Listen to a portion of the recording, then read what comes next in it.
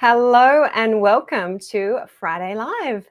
I am your host, Amanda Farmer, and we are heading out live to the Your Strata Property Facebook page, also heading out to LinkedIn and out to YouTube as well.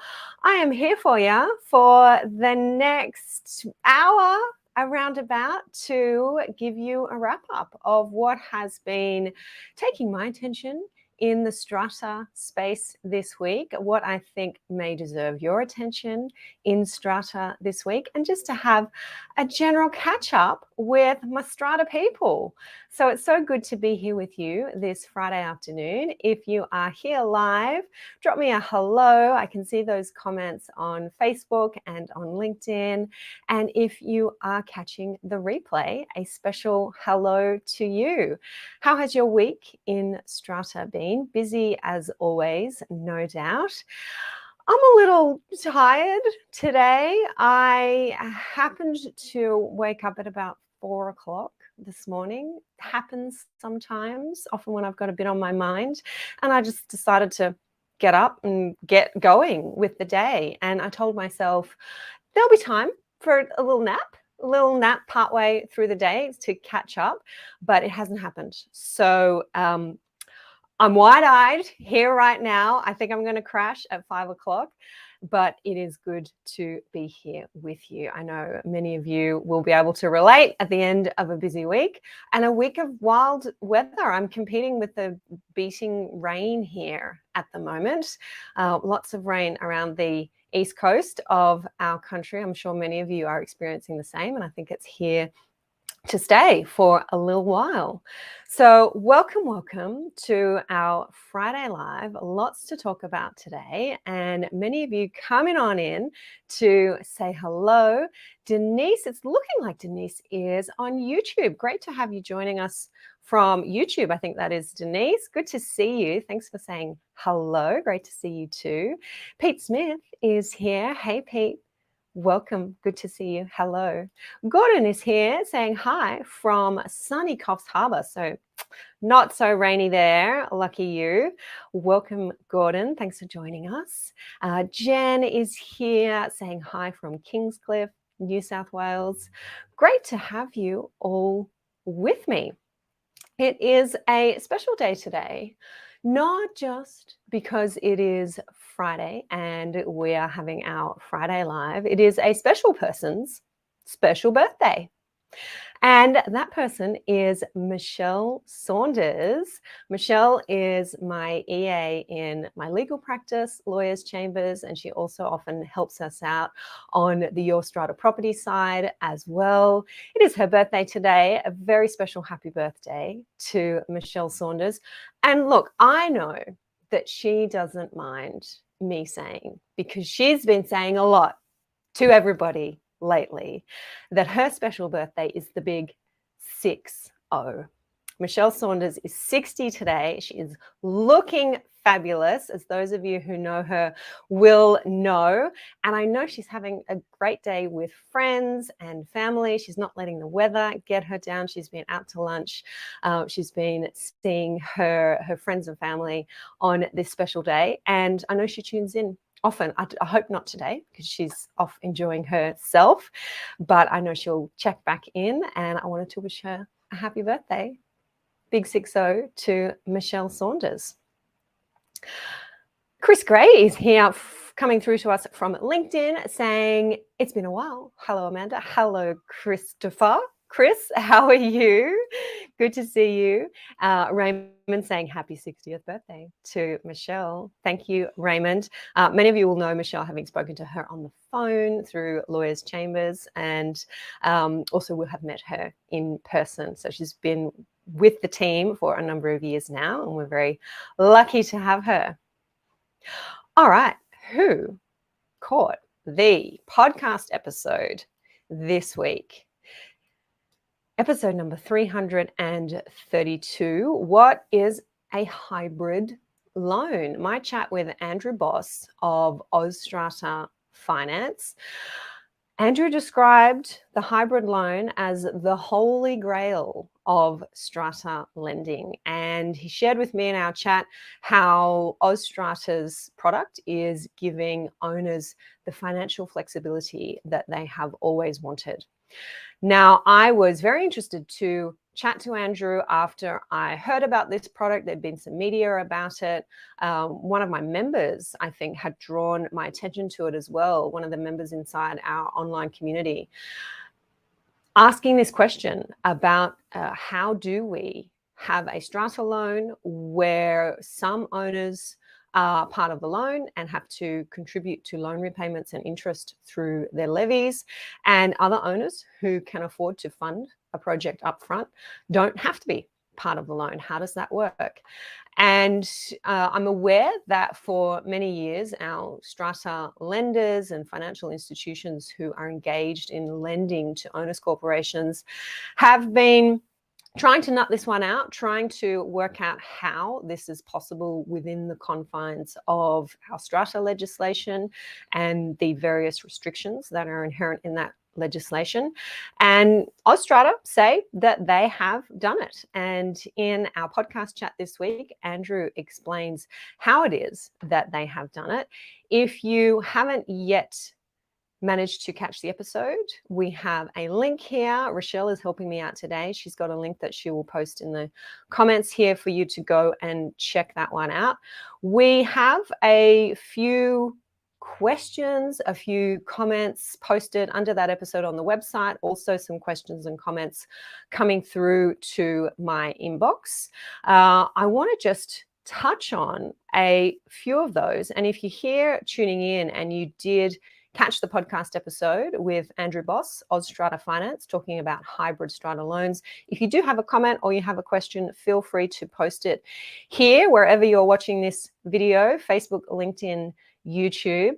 And if it's a question that I can help with today, I will attempt to do that. And otherwise, I'm happy to flick those over to Andrew and his team for them to address. So a question under the episode on the website from Sean. Sean, I know, is a strata manager, and Sean said, very interesting. So do the loan payments and the repayments appear on the lot ledgers? Because I thought that only levies could appear in the ledger. So great question, Sean. I know you often tune in on Friday Live also. So if you're here, just give me a shout. I'm sure many other managers are wanting to understand the practicalities of how the system, how the structure works, how and whether money actually changes hands with these loans. So I'm not sure whether the owner's corporation physically transfers the loan repayment to the lot owner, and then the lot owner uses that money to pay their levy, or whether this is just a paper entry that's recorded somewhere in the records, whether that's on the ledger or not. So that's a good question for Andrew, and it's one that I am going to flick over to him. If you're not quite sure what I'm talking about in terms of these loans and this money changing hands, do head over and listen to the podcast episode where Andrew explains in detail how they have worked out the hybrid loan structure. I just wanted to touch on, however, Sean's comment about, I thought that only levies could appear in the ledger. Now, that comment caused me to head over and have a look at the Strata Schemes Management regulation and our law about what appears on ledgers, which under our regulation we call levy registers. And I thought I would just prep the relevant regulation for you to head over and have a look, and you can let me know your thoughts on what kinds of things should be appearing on ledgers or levy registers.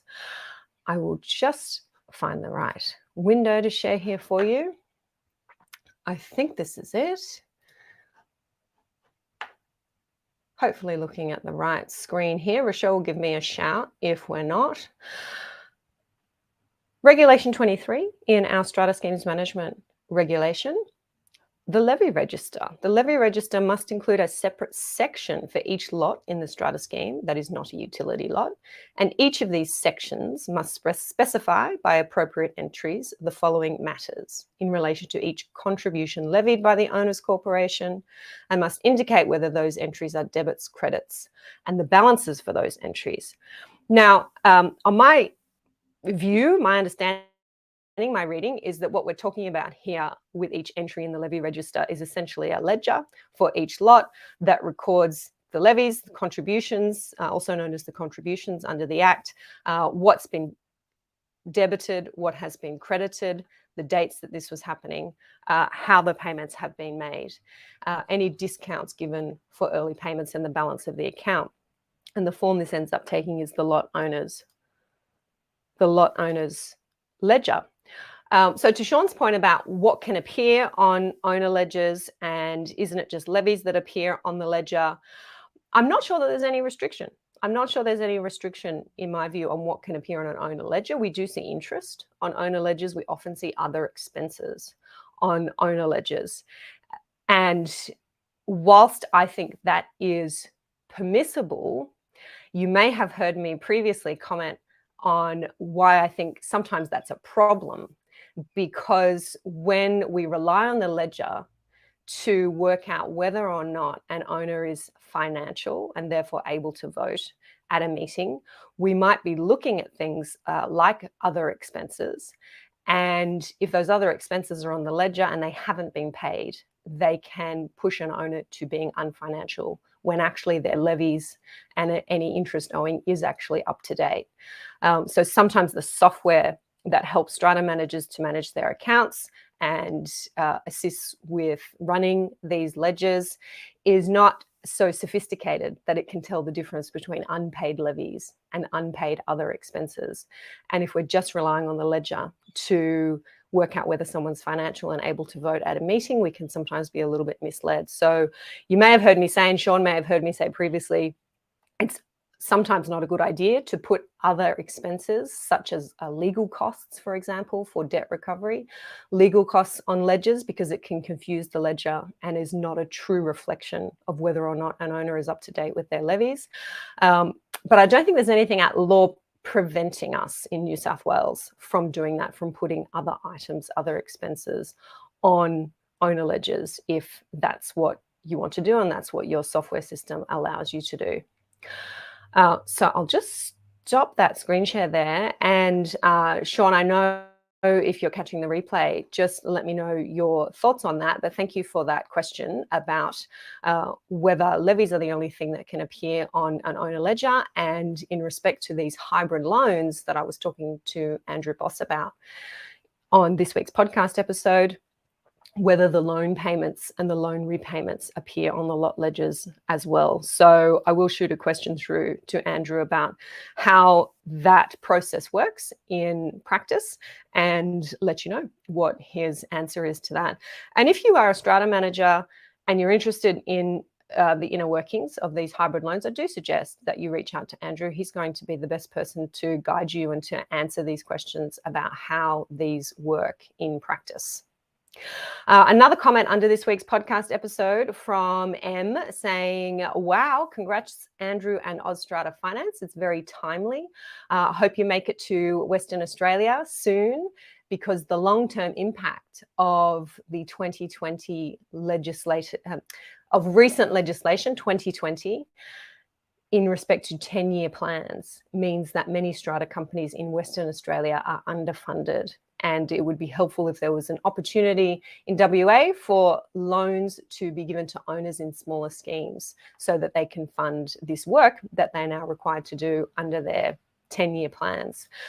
So we did hear Andrew say that they're not over in WA yet, but they're looking at being over there with hybrid loans. So our WA owners, viewers, keep an ear out for what's happening there in that space. Another comment just late this afternoon, and this is definitely a question that I have already sent across to Andrew Boss for his comment on. Pete was saying, with the owner who pays upfront, so the owner who's actually lending money to the owners corporation instead of being part of the loan, they are going to get loan repayments and presumably interest from the owner's corporation each month. So Pete's asking, has consideration been given to the tax implications on that being considered a taxable income? So great question there. I believe in our chat, Andrew did talk about the principal and the interest that is due to the lending owner being perfectly offset against the levy, but that indeed raises the question of that owner is still receiving a type of income, they're receiving interest on their loan, then presumably that would be taxable and it would be for the owner to deal with that. You hear me say in the chat with Andrew that it's really important that an owner's corporation looking to sign up to one of these hybrid loans, and indeed owners who are looking to lend money to their owner's corporation as part of a hybrid loan, get their own specific legal advice and make sure that they understand exactly how this is working and make sure they've got these angles covered.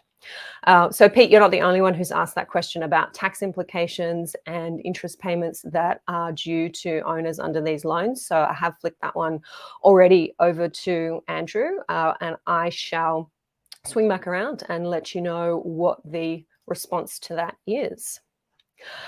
All right, now a few more people coming in here. I can see Savia saying, happy Friday, Amanda, from North Sydney.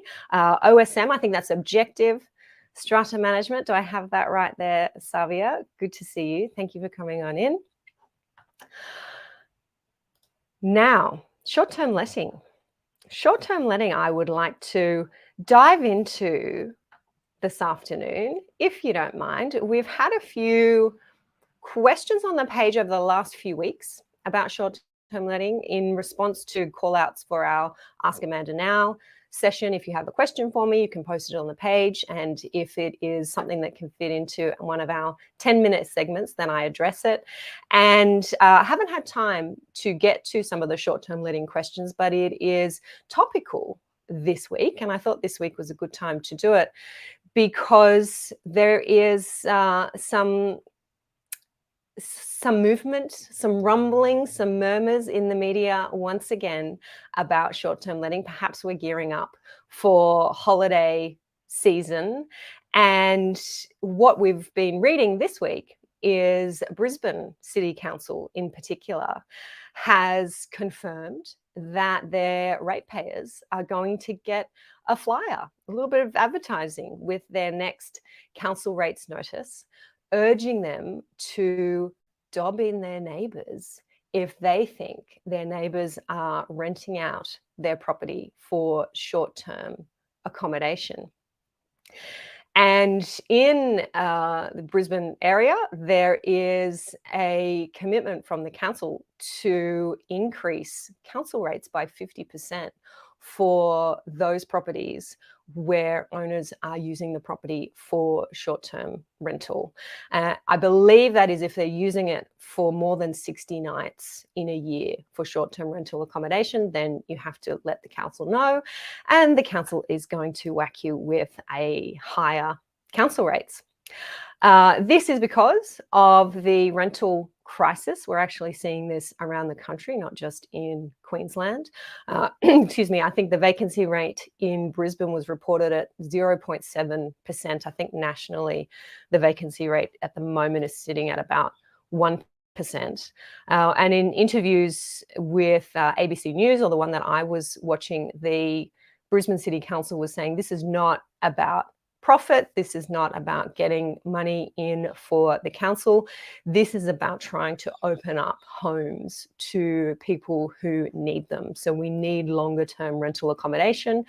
And if you're going to short-term let, then you're going to have to pay the price for that. So the incentive there is obvious, trying to get owners to switch over to long-term rentals. Not too sure about the effectiveness of that approach. I think I was reading that the council rate would increase up to about $900. I'm not sure if that's $900 a quarter. I assume it is, for those who are short-term letting with that 50% increase. I would imagine that with the rates on holiday letting, per night rates on holiday letting, that's not going to be a big dent in those investor owner profits.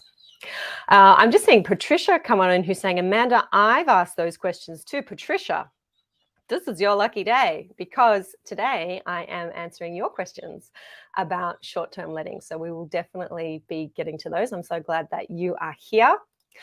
I was also reading today, I think it was today, may have been yesterday, Jimmy Thompson's email newsletter that he sends around for his Flat Chat website. Always a good one to check out, Jimmy's website, Flat Chat. Rochelle, I know I'm doing it to you again. I haven't prepped that link, but if you would like to post Jimmy's link to his Flat Chat website here in the comments, that would be great for anyone who wants to check that out and get on Jimmy's free email newsletter.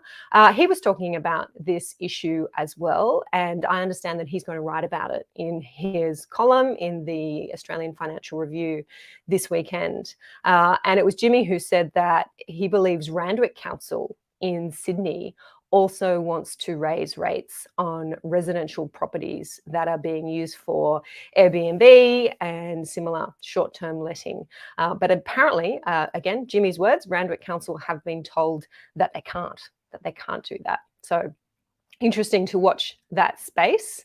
And one Randwick councillor, Jimmy says, has said that not all of the holiday lets in the Randwick Council area have been listed on the New South Wales government's compulsory holiday letting register.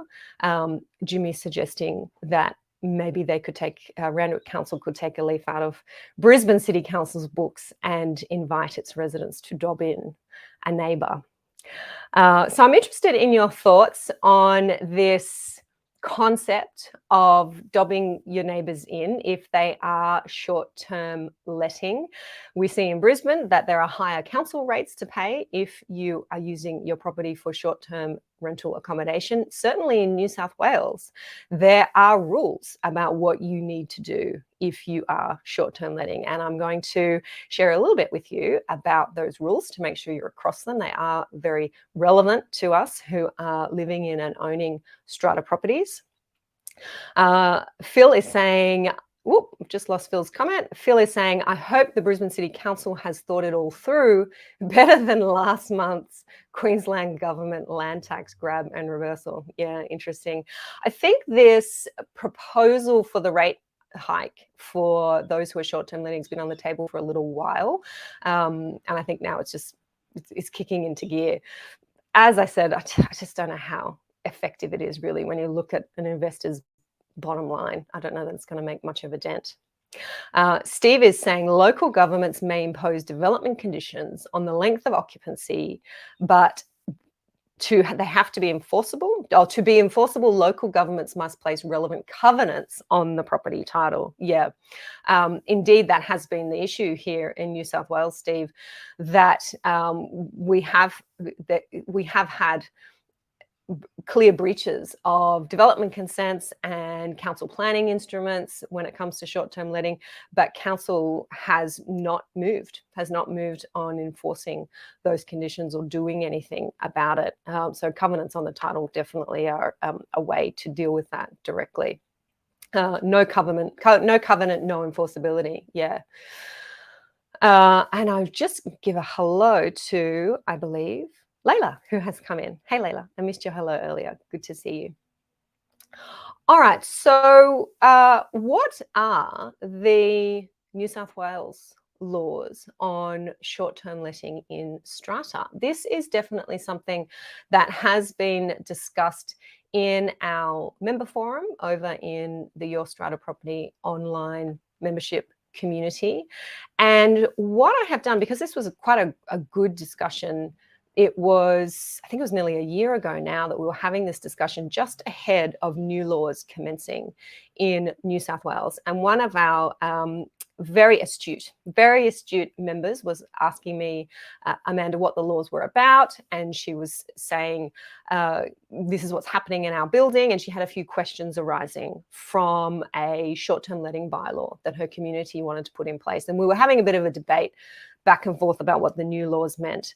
And as always, with the great questions that I get from members in our forum, it forces me to go over and read the law, get across, especially new law, get across what it all means. And I spent the time doing that and nutting out with this member what the rights and obligations are for strata owners in New South Wales who want to short-term let, and indeed what the rights and obligations are for those owners who want to prevent perhaps short-term letting in their communities.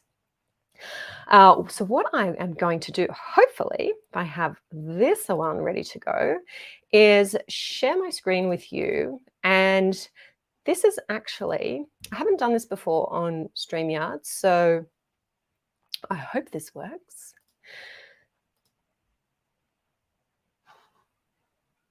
These are some slides from a presentation, or in a presentation format, which I am going to hit share and pop up now. I would love to do this as a slideshow, so I'm going to press play on this. I believe I'm still going to be on your screen and share with you what about short-term letting in New South Wales. So these are clips from our member forum. This is a question from member Sandy, not her real name. We use pseudonyms inside our member forum to protect the innocent, the guilty, and those in between. And Sandy was asking me, it was back in November 21, Sandy was asking me, hi Amanda, thank you. I think I might now be seeing my way through the fog of regulation on short-term letting. Is the following correct for New South Wales? So what you'll see here is a series of questions that Sandy's asking me, and I'm going to let you know what my answers to each of these questions has been. So Sandy says an owner's corporation can ban short-term letting of a lot that is not the owner's principal place of residence. So most commonly investor owners. So where we have investor owners in a strata scheme in New South Wales, can we ban the short-term letting of that lot? My answer to that was yes. Yes, we can. We have provisions in our Strata Schemes Management Act that allow owners corporations to pass a bylaw that prevents an owner from short-term letting their lot where that lot is not their principal place of residence. Now, one of the questions that has been asked on this page very recently by Patricia, who I know is here today, is, Amanda, what is the definition of principal place of residence? And the short answer, Patricia, is that we don't have a definition of principal place of residence in our strata legislation. There is no definition in the strata legislation. What I recommend strongly to buildings who want to prevent short-term letting by investor owners in their building and want to pass a bylaw that does that is that your bylaw defines the term principal place of residence. It really must define the term principal place of residence. I do have a template bylaw in my templates library that is a bylaw that prohibits short-term letting for buildings that want to introduce it. And indeed, that bylaw defines the term principal place of residence, and I define it with reference to the Land Tax Management Act. So I define principal place of residence for tax purposes. That's the way that I've chosen to approach it. There's a detailed definition in the Land Tax Management Act about what a principal place of residence is. And if that's ever in question, then there's a body of case law that can be relied upon to determine that question. But wherever somebody is resident for tax purposes, should, in my view, be the guiding principle here, where we are determining principal place of residence. An owner's corporation cannot ban short-term letting of a lot that is the owner's principal place of residence. This is Sandy in our member forum making a statement here that she's asking me, Amanda, am I on the right track? An owner's corporation cannot ban short-term letting of a lot which is the owner's principal place of residence. That is correct. Yes, that is correct. That would not be permissible under our strata legislation. No bylaw can ban short-term letting of a lot that is the owner's principal place of residence. An owner who wishes to short-term let and this is their principal place of residence, must still follow the New South Wales Government's regulatory arrangements, including registering on the New South Wales Government Short-Term Rental Accommodation Register, comply with the New South Wales Code of Conduct for short-term rental accommodation, and comply with the New South Wales Fire Safety Standards for short-term rental accommodation. Yes, absolutely. So if it's your principal place of residence, you're going overseas for a couple of months, you want a short-term let, then you need to make sure that you are complying with all of these requirements. And I do have the New South Wales Government website that summarises all of those for you, which we will link to. An owner whose lot is their principal place of residence can short-term let for 365 days a year, all year, every night, if they are also still living in the lot. So they're just renting out a bedroom while they are living in the lot. Yes, absolutely, they can do that. An owner whose lot is their principal place of residence can short-term let while they're not there. For example, they're away on a holiday, but there is a limit of 180 days. I think it's actually 180 nights. Yes, there's a limit on short-term letting while you are away. Can't go over the 180 nights. If you do want to let for longer than 180 nights, you can apply to the local council, lodge a development application and attempt to obtain development consent to do that. If it is less than 180 nights in a year, then it is exempt development and you can just go ahead and do it, and the owner's corporation cannot prevent you from doing it, but you do need to comply with those New South Wales Government regulations about code of conduct and registers and fire safety. On the point about fire safety, Sandy says, I note that the fire safety standards for short-term letting have more regulatory requirements than otherwise apply.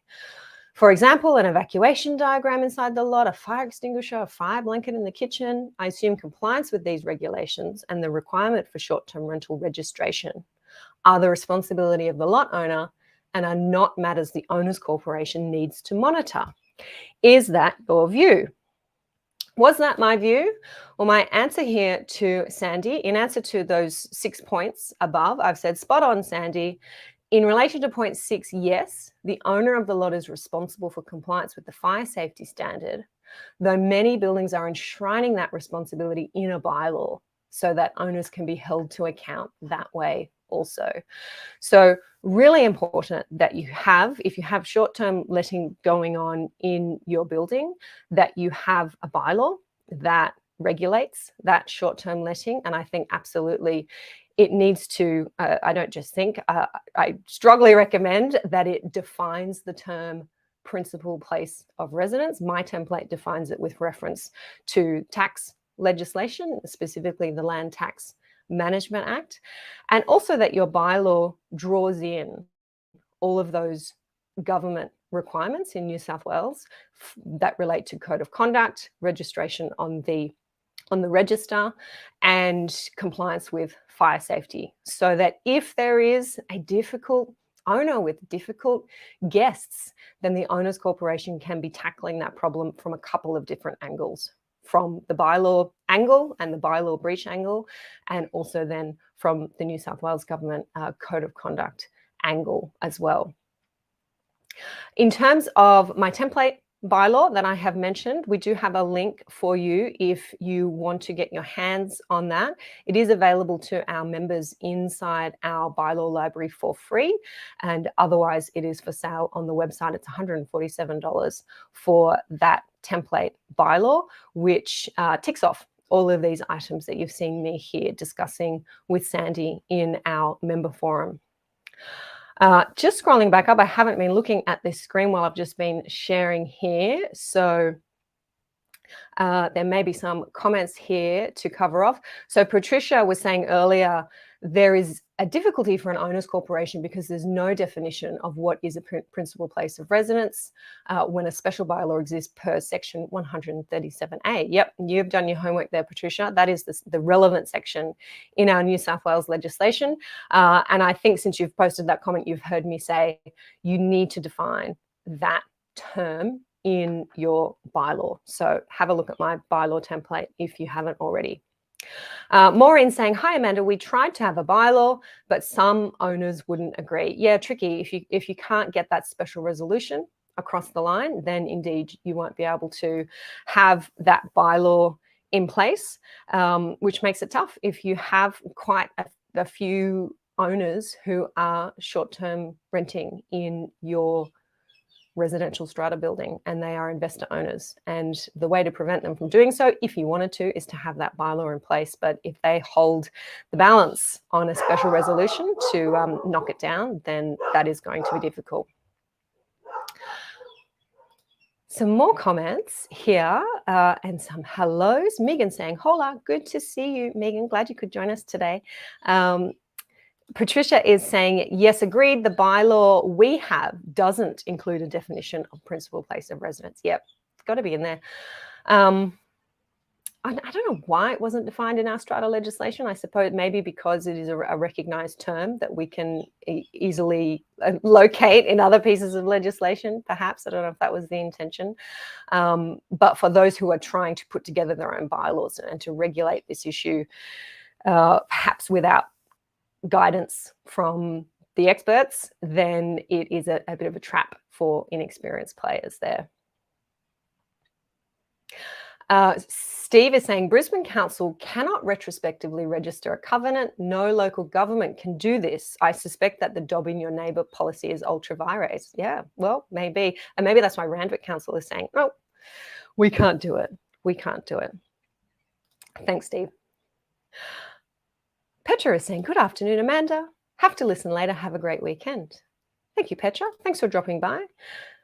Patricia is saying it will be interesting to see what precedents evolve in NCAP regarding the interpretation of principal place of residence. Yeah, I think so too, Patricia. This law started in, oh, gosh, I want to say April 2020. I think it might have been April 2020. I remember doing a webinar on it, 137A. April 2020, and I don't know that we've seen any cases yet. This is always a good place for people to let me know if you have, as a strata manager, been involved in cases before the tribunal in relation to short-term letting bylaws and attempts to deal with those, to interpret those, to invalidate those.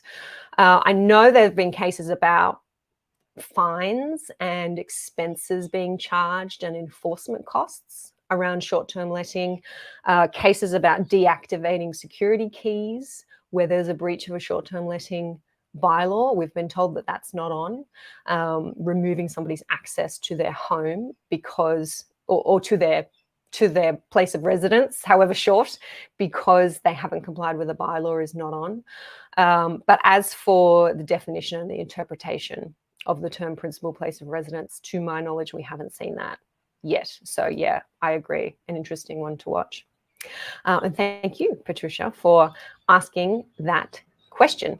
Now, I did say that there is a New South Wales government website which provides some more information and essentially confirms what I've shown you in that discussion there with Sandy over in our member forum and gives you more direction to the relevant legislation.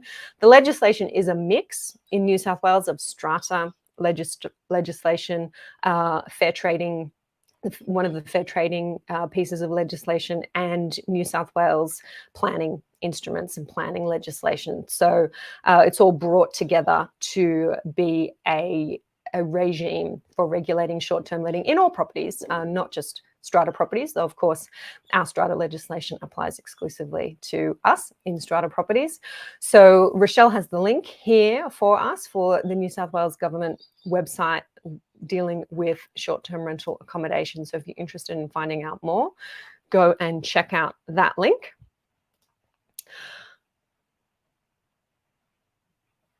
And I think that addresses Patricia's question there. I'm just having a look, Patricia, at your more detailed comment that you had posted earlier. I think we have addressed that. Thank you once again for asking that question.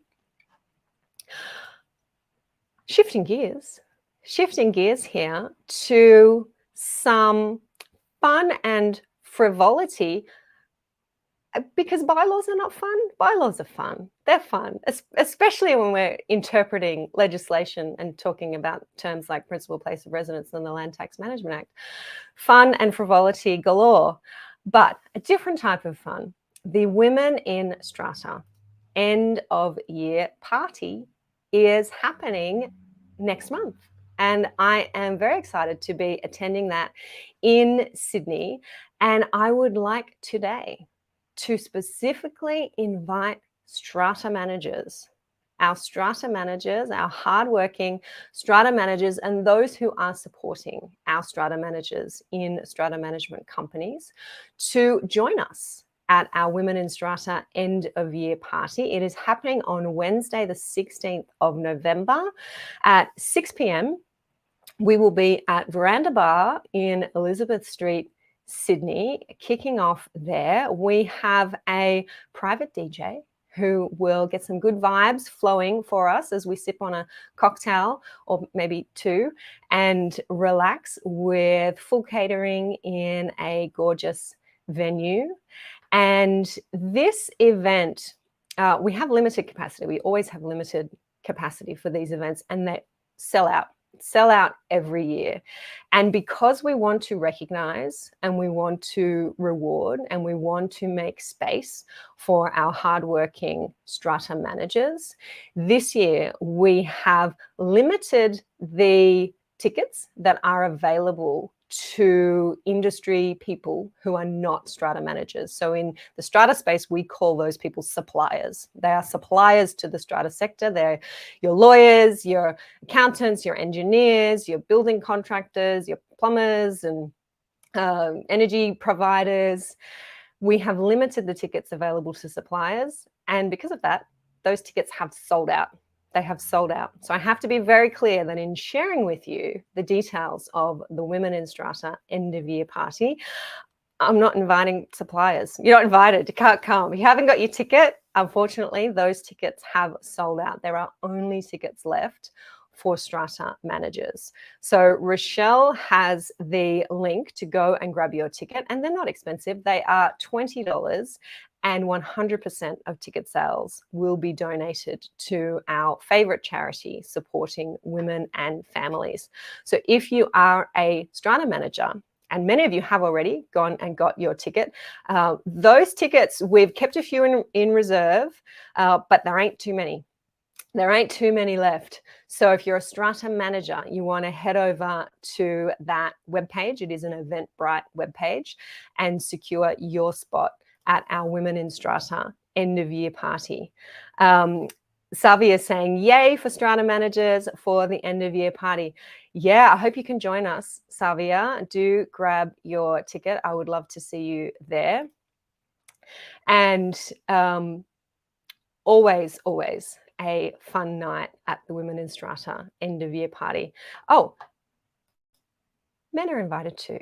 I always get asked, Amanda, can men in Strata come to the Women in Strata events? Yes, absolutely. We are not exclusive. We are there celebrating, supporting, lifting up, championing our women in Strata, and who better to assist us in doing that than our men in Strata. So if you are a regular Friday Live viewer and you are a male, man, woman, other identifying person, strata manager, then I would love to see you. I would love to meet you in person at our Women in Strata event on Wednesday, the 16th of November at Veranda Bar in Sydney.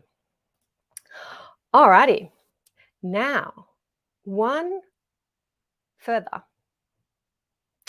community service announcement for today, for Friday Live.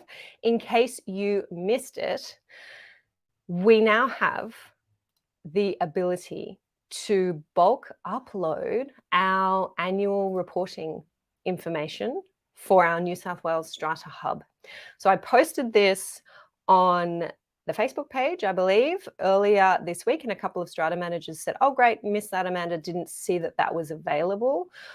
We have had some delay with this ability to be able to bulk upload annual reporting information for our owners corporations to the hub, and I know that has been frustrating our Strata managers. But our New South Wales government announced earlier this week, I believe it was, if not the end of last week, that the technology is now available and it's going to be further refined in November this year as well. So next month it's going to get even better. What I may just do is take you on over. The software that we use doing these live streams is called StreamYard, and they've changed the names on their buttons. It used to say share screen and it now says present. So every time I go to share my screen, I can't find the button that I want to use to share with you, but I think I've worked it out. So this is, Rochelle has this link for you, which we'll put in the comments, but if you are a Strata manager who has been waiting with bated breath for this ability to report multiple buildings at once to the Strata Hub, the software, the tech is now here for you to be able to do that. So there's a few different options, but the short story is that you can bulk upload your annual reporting information using API technology that is now available, and additional options coming in November 2022. Have a read through that with some frequently asked questions and how we do this. I have been hearing a little bit from owners about their experience and their concerns with the hub and this hub concept. And I'll just stop sharing that. What I have heard a few times this week is that some owners would like to do their upload themselves. They would like to take charge of it. Maybe it's a small building, maybe they're highly engaged owners, and they're interested in this information and they're interested in doing their own annual reporting and not leaving it to their Strata manager to do. And certainly I've heard from Karen Stiles, the executive officer of the Owners Corporation Network. She said to both me directly and at our New South Wales government webinars on this topic, she said that's the whole point. That's how it was always intended to be, that owners wouldn't have to rely on their Strata manager to do this reporting and wouldn't have to pay extra for their Strata manager to do this reporting. They'd be able to do it themselves. It's user-friendly. They log in with their Service New South Wales ID and they can do it. So I'm actually hearing that, happily, Karen, I'm hearing that owners do want to do that. However, some owners are finding that their Strata manager is simply going ahead and doing it for them, already doing it for them without first seeking instructions. And then some are charging a fee on top of the $3 per lot government fee that has to be paid. The manager is then charging an administrative fee, a Schedule B fee, an hourly rate for doing this work for owners corporations. And for the owners I'm hearing from who have wanted to do this themselves, have been looking forward to doing it themselves, have actually attempted to do it themselves, they are frustrated. They are frustrated that their manager has just gone ahead and done it without asking, without seeking instructions, without giving any notice that they were going to do it. And they are being then hit with this fee, which they don't want to pay. They don't want to pay the fee. And the question of whether they have to pay the fee is a real one if the Strata manager did not have instructions to carry out that task of uploading that information to the hub. It will come down to what the terms of your agency agreement say and what you are authorized to do without instructions, what you need instructions to do, and indeed whether your agency agreement is broad enough to cover the function of uploading to the hub at all. So if you're a Strata manager burdened with this additional task of having to report information to the Strata Hub, just have a close look at your procedures, your internal office procedures for how you're doing that, how you're communicating with each of your owners about doing that. Are you seeking express instructions? Do you need to seek express instructions? And if you need to get some advice on that, then it's a good idea to head off and do that. It only takes one unhappy client, unhappy customer to give you 90% of your headache for the week. Savi is saying, we at OSM do not charge any additional fees to register owners on the Strata Hub. Yep, fair enough. I think everybody's got a different policy about that. Some Strata managers can see that it's covered in their additional services under Schedule B of their agency agreement. Others are seeking express instructions to do that and to charge for it. And others, as Savia says, are simply doing that task and are not charging for it at all. But just be really clear on what your position is and just make sure that you have comfort that legally you're on safe ground with that. I sit in the privileged position, I want to say, privileged position of working with both Strata managers, both in my community and in my client work, and working with owners as well, and hearing both sides. As I've said recently on live and on the podcast, hearing both sides of the conversation and hearing the challenges, the confusion, the concerns of both sides. So wherever I can bring that to you here in this public forum and share that with you with the aim of finding a solution and smoothing these new paths that we are all walking, then I'm more than happy to do that. Alrighty. That is all I have for you for Friday Live today. I started out by saying I am particularly tired today, a little bit sleep deprived. So I hope that I have come through with my usual energy today, but I know I'm going to go and have an early night now, that is for sure.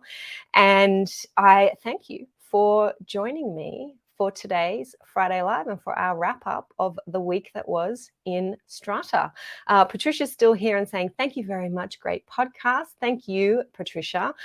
There's a fair bit of content, I'm going to say content in today's chat, in talking about short-term letting, talking about our Strata Hub, also inviting our Strata managers to our Women in Strata event and giving our wrap up of our podcast this week, which was the very interesting topic of hybrid strata loans. So if there are others in your community, if you have neighbors, friends, family members, if you're a strata manager and you have clients who you know will benefit from this information, first of all, give us a thumbs up, give us a like on the video, give us a share, give us a love heart. If you have a page that you want to share the video to, please do go ahead and do that. I know there's many of you who do that and say that you get great feedback from sharing this content across to your own channels as well. You are more than welcome.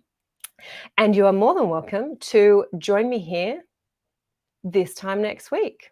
This time next week, yes, I will be here in one form or another. I will see you all next week. Have a lovely weekend, stay dry, and have a great week in Strata. Bye-bye, everyone.